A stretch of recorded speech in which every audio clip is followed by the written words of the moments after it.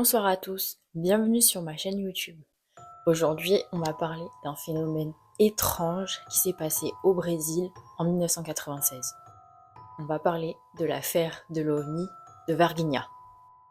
Au sein de cette petite ville, des événements étranges vont apparaître le 20 janvier 1996 et vont faire de cette ville la plus célèbre de l'histoire. Des témoignages troublants, une intervention militaire, et certains même disent avoir trouvé la preuve d'une existence extraterrestre.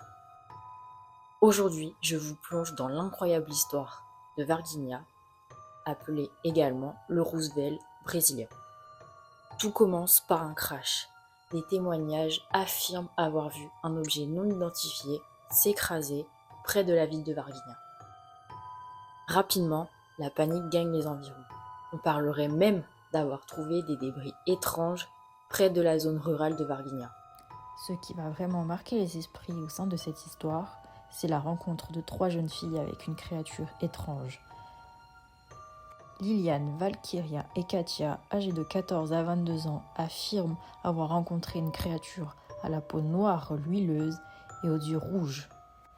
La créature semblait faible et désorientée, et quand elle les a aperçues, elle a émis un son strident qui les a fait fuir immédiatement. Peu de temps après, des témoins rapportent une activité militaire intense autour de Varginha. Des camions, des hélicoptères et des soldats patrouillent la région. Plusieurs habitants affirment avoir vu des militaires transporter une créature étrange dans une boîte métallique. Selon eux, cette boîte aurait été amenée dans une base militaire secrète.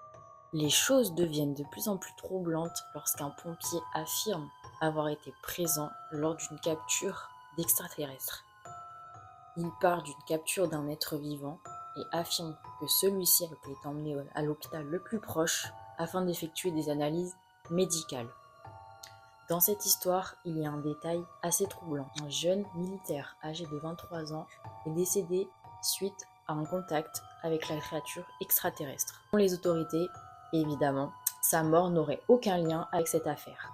Il serait simplement décédé d'une infection généralisée. Comme dans toute histoire, il y a deux camps, les croyants et les sceptiques.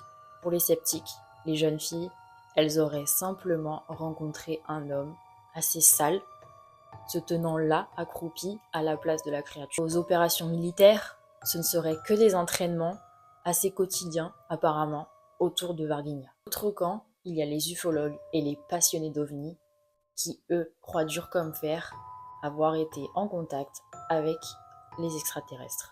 Pour eux, il y a trop de coïncidences, trop de témoignages, passés sous silence, les interventions militaires. Pourquoi faire ?